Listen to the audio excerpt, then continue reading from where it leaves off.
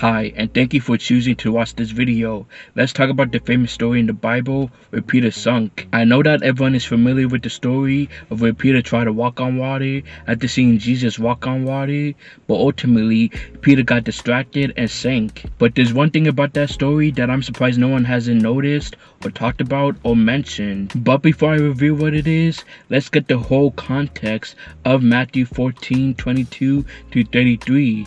I know that almost everyone is familiar with that story, but not everyone in the world knows about it. So let's get the whole context first. Also, while I'm reading these Bible verses, try to see if you notice something. Immediately, he made the disciples get into the boat and go before him to the other side, while he dismissed the crowds. And after he had dismissed the crowds, he went up on the mountain by himself to pray. When evening came, he was there alone. But the boat by this time was a long way from the land, beaten by the waves, for the wind was against them. And in the fourth watch of the night, he came to them, walking on the sea. But when the disciples saw him walking on the sea, they were terrified and said, "It is a ghost," and they cried out in fear. But immediately Jesus spoke to them, saying, "Take heart, it is I. Do not be afraid." And Peter answered him, "Lord, if it is you, command me to come to you on the water." He said, "Come." So Peter got out of the boat and walked on the water and came to Jesus. But when he saw the wind, he was afraid, and beginning to sink, he cried out, "Lord, save me." Jesus immediately reached out his hand and took hold of him, saying to him, "Oh, you of little faith, why did you doubt?" And when they got into the boat, the wind ceased, and those in the boat worshipped him, saying, "Truly, you are the Son of God." Now that we understand the full context of Matthew 14:22-33, did you notice anything? Where were the other disciples, and what were they doing while Peter was sinking? They were all still on the boat, watching and doing nothing. None of them decided to step up and follow Peter or even tried to help Peter while he was sinking. Peter could have easily drowned and died, but none of the other disciples helped out. Now you may be asking, why are you bringing this up and what significance does this have? When it comes to this specific Bible verse, people use Peter as an example of why we shouldn't get distracted and also why we should focus on Jesus. This is indeed extremely important, and I'm not taking anything away from it, as we should focus on Jesus and put all our attention on Jesus, and we shouldn't be distracted or be fearful. However, Peter's not the only one that failed. The rest of the disciples stayed on the boat, watched everything go down, and did nothing. There's a lot of significance about this that everyone can learn from, especially myself. People always say that they want to accomplish something in life, but they never put in the effort or work. They just sit back, watching and living vicariously through others succeeding, stay in the comfort zone, and never make an attempt. Also, people say that they want to get closer to Jesus and change their lives, but they don't read the Bible, go to church, pray to God, obey God, or help others get closer to Jesus.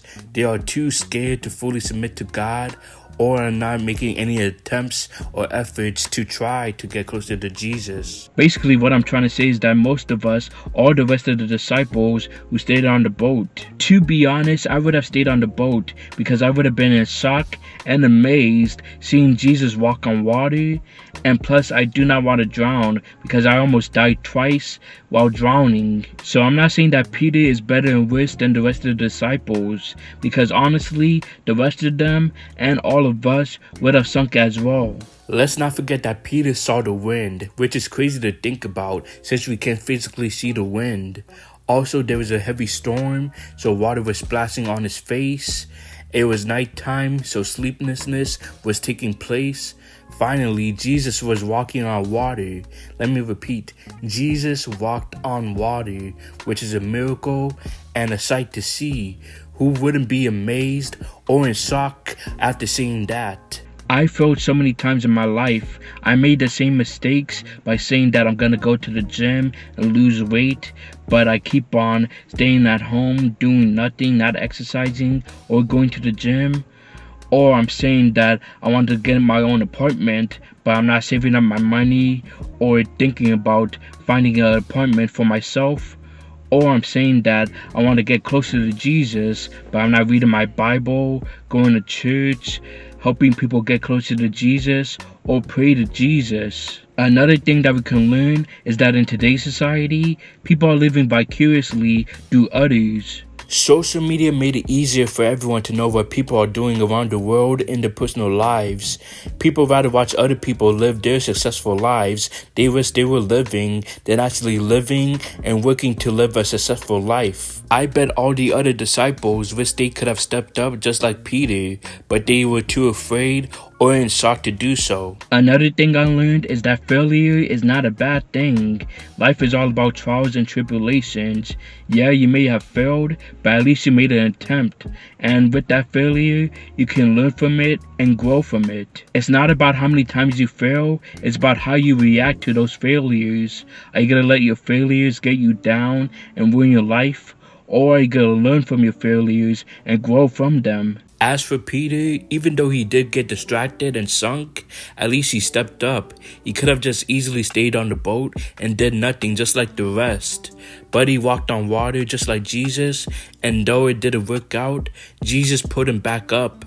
And the last thing I and everyone should learn is that Jesus is not looking for someone who is perfect, but someone who is willing. None of us are perfect, as we all sunk and checked it out before in our lives. But are you willing to serve God and live your life for Him?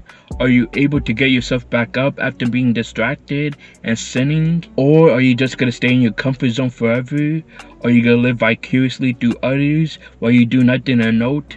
Are you going to let your sins define you? Or are you going to let your failures put you down? These are the type of questions everyone should be asking themselves when trying to get closer to Jesus. Trust me, being a Christian is not as easy as you think. As being a Christian, you get questioned a lot.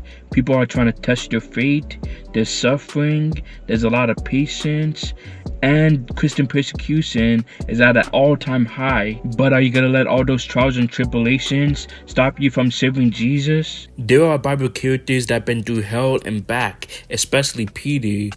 Peter made a lot of mistakes and failures in his life, so much so that his mistakes got him killed for lying that he didn't know Jesus, even though everyone knew he knew Jesus. But at least he served God and he died right next to Jesus. Matthew 10:22 says, "And you will be hated by all for my name's sake, but the ones who adore to the end will be saved." And Psalm 37:24 says, "Though he fall, he shall not be cast headlong, for the Lord upholds his hand." So even though we suffer and make mistakes, God will pick us back up and save us. But we have to be willing to live our life for Jesus and obey Him. The ultimate end goal of Jesus walking on water and allowing Peter to walk on water is to show all the disciples that He is truly the Son of God.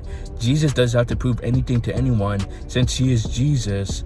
But a lot of the disciples had doubt that He was truly the Son of God, even though they should have believed that He was the Son of God since He fed 5,000 people, 5 loaves of bread and 2 small fish. And He performed signs, wonders, and miracles and healed people.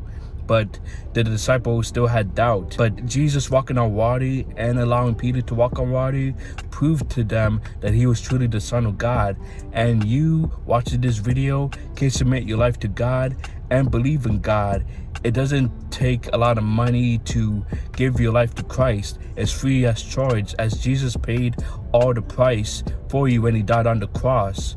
And today is the day of salvation. Don't wait until tomorrow, next week, next month, next year to serve your life for Jesus. You can do it today, right now, and it's free as charge. So please believe in Jesus, submit your life to Christ, and you can have eternity with Jesus up in heaven. Thank you all for watching. I truly appreciate everyone who watched this video. Please make sure to like, share, comment, subscribe, and follow all my social medias in the description below. I'll see you all in my next video. Take care and may God bless you.